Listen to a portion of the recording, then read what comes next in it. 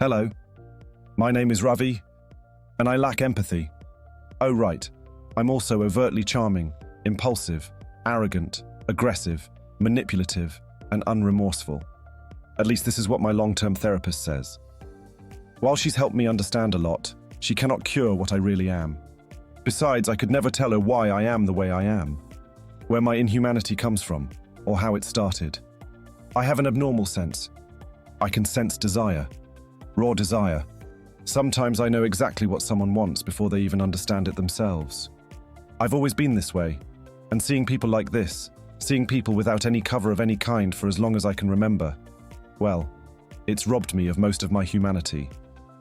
It's all loads to digest, so I usually simply introduce myself as a second-year uni student who is from Worthing, but currently stays at Lincoln. One thing I recently understood, if not 2 years too late, is there is one other person on this planet who makes me feel again, makes me happy again, makes me none of those things the doctors say I am, makes me human again. Which is the main reason I headed home for Easter break. I picked up a car hire for the 4-hour drive, so I would have time to think without dealing with public transport. For some reason, men desire sex more when they are on moving trains than most other places on Earth, and I didn't want to hear it. I shut the car radio off, and only had the sounds of the motorway, and my occasional shifting to interrupt. I had something to take care of the moment I got back into town, and I had to make sure it all went off without any problems. I tried not to dwell on the problems which could come from the simple engagement ring shape I could see through my left pocket. I was on my way to visit the Clark family. The Clark family, an eclectic bunch, each with their own quirks and personalities. First, there's Mrs. Sarah Clark, the matriarch of the family, always bustling about with a warm smile and a no-nonsense attitude. Mr. Michael Clark, her husband, exuding a quiet strength and a dry sense of humor. Then there's Adam Clark, the eldest of the 3 children, at 22 years old.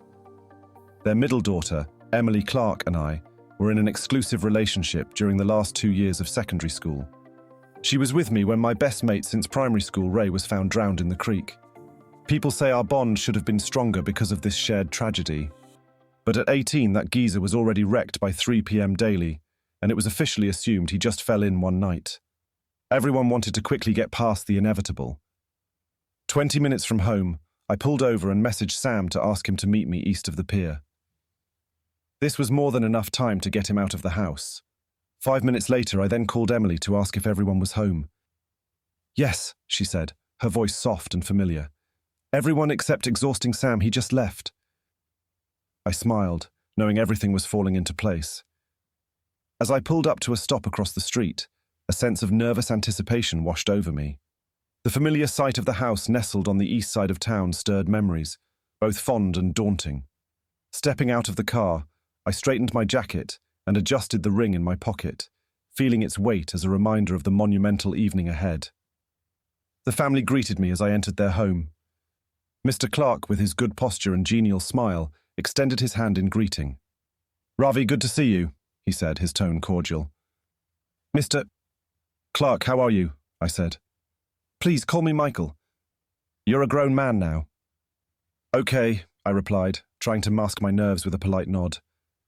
But the tension in the room was palpable, especially from Emily, whose eyes seemed to sparkle with a mix of excitement and apprehension. Her desire for me to get on with it was so strong, I wasn't the only person who could feel it. Adam, the eldest sibling, greeted me with a nod of acknowledgement, his demeanour reserved yet friendly. Mrs. Clark bustled about, fussing over refreshments and offering kind words of welcome. It was clear they were a well-off family, their home a testament to their status and success. I couldn't help but reminisce about the time when I first entered Mr. Clark's firm as an unpaid intern, eager to prove myself. I was 17 then, full of ambition and bravado. Like my therapist warned, my charm and aggression quickly earned me a place of influence, even within the household. Personal calls were taken, deals were made, and boundaries were blurred. I was no stranger to this house. And then there was Sam, the youngest sibling, who always seemed to hover on the periphery, observing everything with a mixture of curiosity and envy. His family didn't care much for him. He was a little more than they bothered to understand. Too queer, too skinny, too short, too everything. That night I was grateful for his absence. His presence would have complicated matters.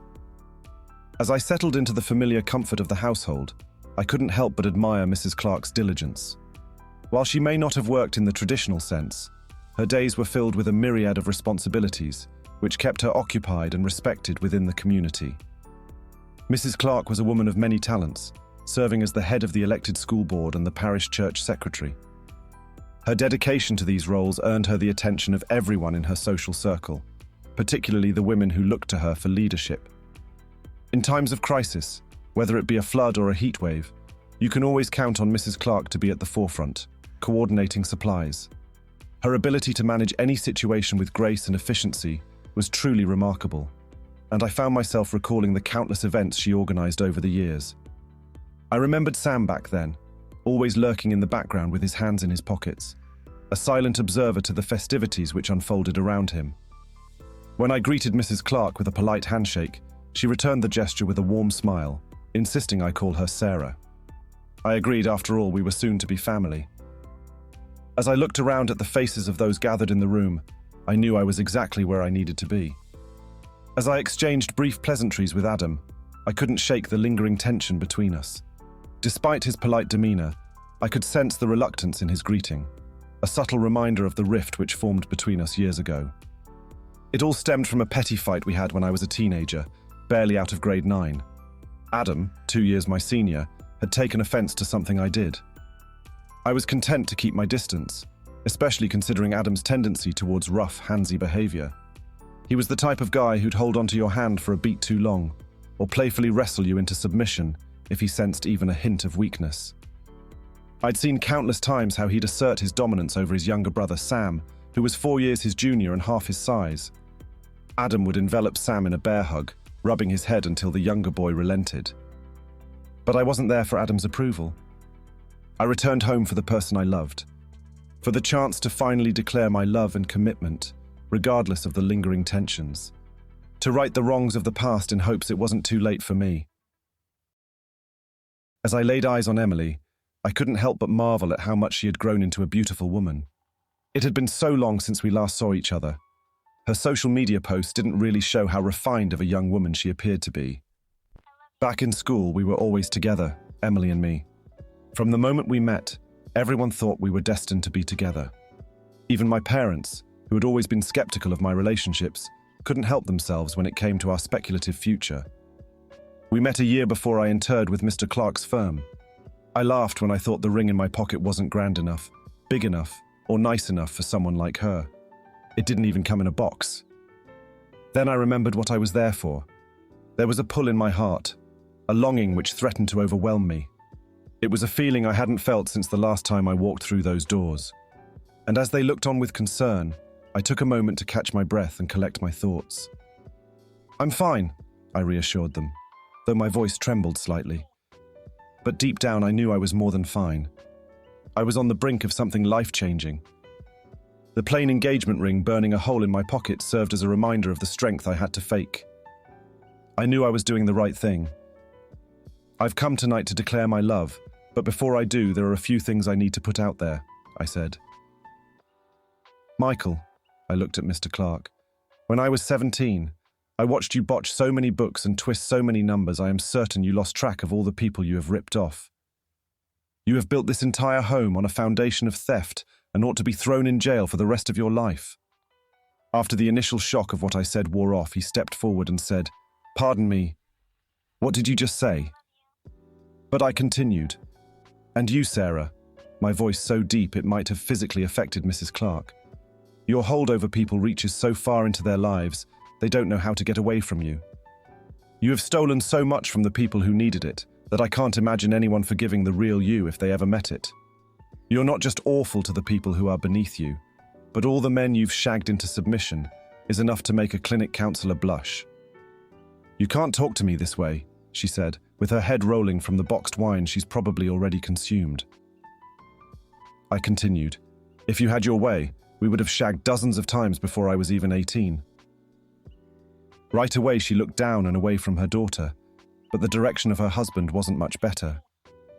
I looked at both of them before saying, "Don't pass too much judgment, Michael. She isn't the only grown adult in this house who desired my virginity when I was still a boy. He took a small step back and continued looking down. And you, my dear future brother-in-law, you are pond scum. You couldn't understand consent, even if it was tattooed to your thick skull. The reason we don't talk is because the last time I saw you at a party was after a girl ran screaming from your clutch. The worst part is, I pointed to the rest of them, dear brother, is they know who you are and what you do. And they have no desire to put a stop to any of it. He didn't say anything. He only fumed. It was Emily who broke the cold silence of the room. Brother, Emily said, how could you call him brother? How could you think after all this I would ever marry you? I laughed and shook my head and said, you do nothing for me. 2 years together and you never did it for me. I laughed again. You are nothing like him. The person who makes me whole again, the person who makes me human again, is absolutely amazing. In fact, so incredible I can't imagine he'd want to spend the rest of his life with someone like me. But I'm going to try. It's why I came all the way here, to see if he still desires me, still loves me the way he used to. Nobody said anything for at least 10 whole seconds. Doesn't sound like a long time, but count it out in your head the next time you drop a major life-changing bombshell in front of your future in-laws. Sam? Emily barely whispered. I closed my eyes. I don't even like you saying his name. In fact, that's why I'm here, actually. They all continued to stand in the same dumb postures they started in. So, I continued, you have almost destroyed him. 18 years you have robbed, stolen, abused, hurt, and done everything horrible to my favorite person. It ends now. It has to end now. Who are you to come into my home like this? Mr. Clark said. Finally, he stepped forward in a threatening stance. Right away, I grabbed Adam by his opposite arm and twisted him around, so his exposed neck was pressed into a serrated blade they didn't know I had. I looked cold and unremorseful into their eyes. He is the only thing that makes me human. Think of it as a domino effect. You rob him of his humanity, I lose all mine, all of you die. It's pretty simple, really. Don't upset him and you live. It's a lesson my friend Ray didn't learn quick enough. He wouldn't stop calling Sam names, and then he started hitting him. I knew it wouldn't stop there. It never does. Well, that day at the creek, his pleading eyes looked up at me through the water. He had the same eyes as his mother and his grandfather. Almost like it was them pleading with me, don't take our child, but I didn't care. All that mattered was making sure he would never hurt Sam again. I pulled on Adam's arm in a way which made him hurt more before letting him go. He fell to the floor, rubbing the pain away. Originally, I intended to threaten you with exposure, but when I sat down to plan it all out, I realized it would be entirely too much work, and I got a lot going on right now. Be told I've decided killing you all would be much easier. Silence. Are we clear? No one said anything as I made it a point to look around at each of their faces. None of them would even look at me. Good, I said before going back to the hired car and driving away. Don't be too freaked out. Ray was the first and only person I ever killed. I don't think I will ever do it again. I don't find the idea of hurting people exciting, but when it gets down to it, holding my blade to Adam's neck was... Anyway, the future in-laws knew it was up to them which direction our relationship should go. I'm barely figuring myself out, and if it's a killer I become, then I will be the killer they made. I was perfectly in time to meet him on the east side of the pier like I promised I would. His hair highlighted him in any crowd, and I'd be lying if I didn't admit his smile did too. The ring in my pocket was perfect for someone like him. For someone who barely asked for anything for themselves. The smile he still reserved for me after all those years was all I needed to know. And this idea warmed my cold, aggressive, manipulative, unremorseful heart. His desires were never entirely pure, no one's are. But they were cleaner than any others. He only wanted the best for everyone before himself. He always wanted the best possible outcome. And despite everything he lived through, he never desired anything bad. But as I approached him, I felt one thing he wanted selfishly all for himself. And I couldn't wait to give it to him. To give back to him every last part of the humanity he gave to me.